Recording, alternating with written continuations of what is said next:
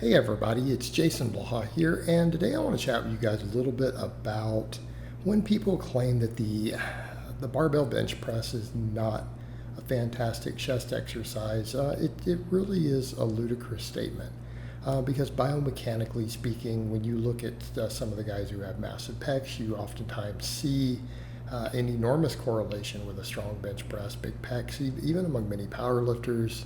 You look at all that anecdote. Again, even all those golden era bodybuilders, many of them prize the bench press, again, with a relatively wide grip. Many of them prize that, and they tended to have well-developed pecs. And I'm not saying other exercises are not good. I'm not saying, bench is the only thing you ever need. I'm not saying that. What I'm saying is the evidence is pretty strong anecdotally, but then when you even go to the science, look at a lot of the best researchers out there. Look at some of the experts who even do the whole bodybuilding thing, because I don't do that. I'm a strength athlete, but I do chase hypertrophy because, again, it raises our strength ceiling, right? A bigger muscle has way more strength potential, right? It's quite apparent. So you have that, and then you have a lot of the, again, experts out there who are in the bodybuilding realm, who have advanced degrees in the field, and they'll tend to tell you, the bench press is a great chest exercise. It's a great chest exercise. When people don't like it, it is generally, they're doing it usually to be contrarian. In some cases, it's even just for marketing purposes, to be contrarian. And what I'm suggesting in many cases, too, people are like, I just can't seem to grow my chest doing it. It's like, well, what are you doing with the bench press? A few things that I would recommend. I've had people on my channel come on over time and say, you know what? I took your advice, 9 months ago, a year ago, and I started doing all of my benching with a pause on the chest instead of touch and go, keeping my shoulder blades back, touching my chest, and pausing. Instead of bouncing and touching, going, and lo and behold, my chest started growing, and my chest is now the biggest it's ever been. Okay, that's right up at the top of the list, because the majority of guys who are at the gym, they're just bouncing the bar off their chest. So then when they go to a dumbbell and they physically can't bounce, even if they don't even do the dumbbell through the full range of motion, a lot of times you'll see that, so they can't even claim the better stretch. Well, because they're no longer bouncing, because they can't, because the dumbbells tend to hit that stretch reflex no matter what you do, and they don't physically hit your chest to use an external thing to bounce off of. What happens?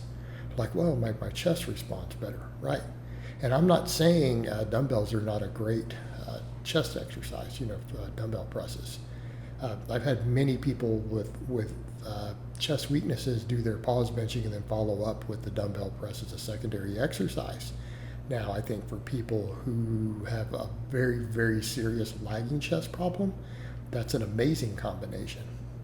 Just like someone like me whose chest grows easier than my arms, like you see me doing the skull crushers in there. I think adding skull crushers behind a bench press, because the bench press does work the triceps.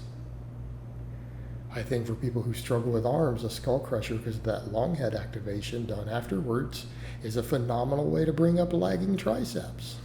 Okay?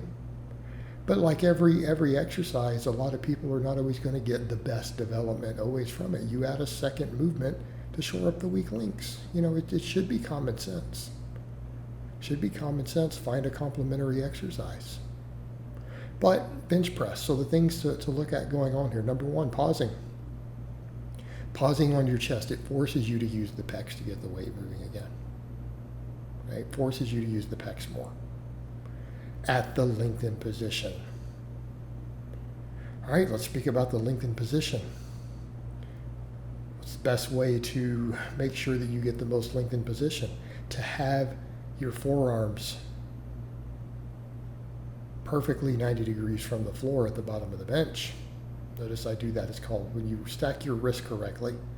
When you stack everything in correctly, that tends to happen. Well, what happens there? It puts the pectoral into a lengthened position more at the bottom when you do touch the chest.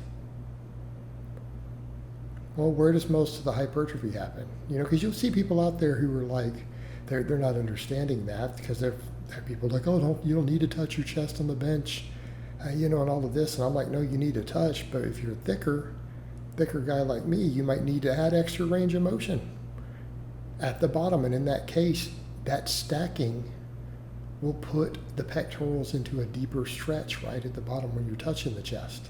Okay, so the wrist stacking.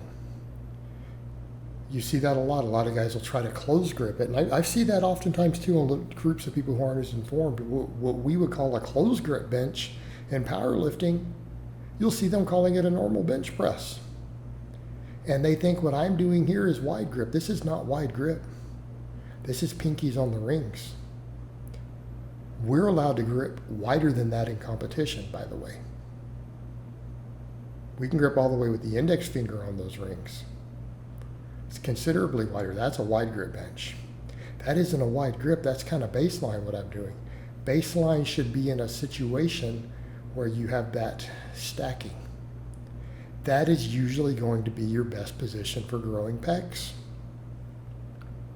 Okay?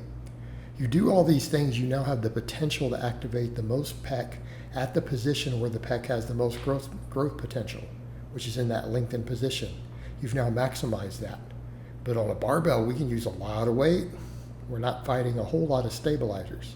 Only fighting stabilizers in one direction, not multiple, like with dumbbells. Hey, we can move a lot of weight on it. You know, and incidentally, it's always interesting to people who are like, well, it doesn't build pecs. Well, what do you think it builds? What do you think, like what muscles do you think are moving the weight?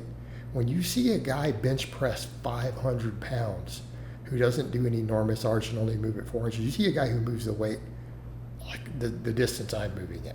When he does 500 pounds, what muscles do you think are lifting the weight? Because if you say triceps, then you obviously believe that the bench press is the best tricep builder ever. You would only bench press for your triceps if you really think they're doing all the work.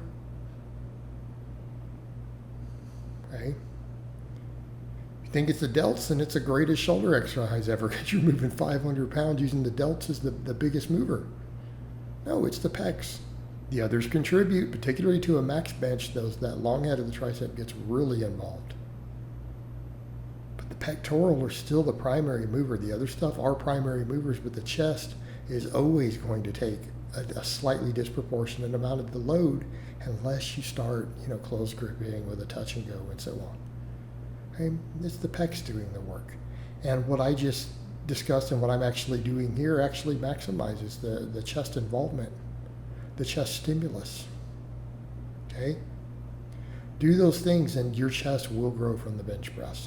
But you always have to wonder at that because the people who say, well, what do you think is moving the weight? What do you think is moving the weight? The lats? I mean, come on, guys. All right, guys, well, that's really all I have to say on that today. I hope it's been informative, and I'll talk to you guys next time.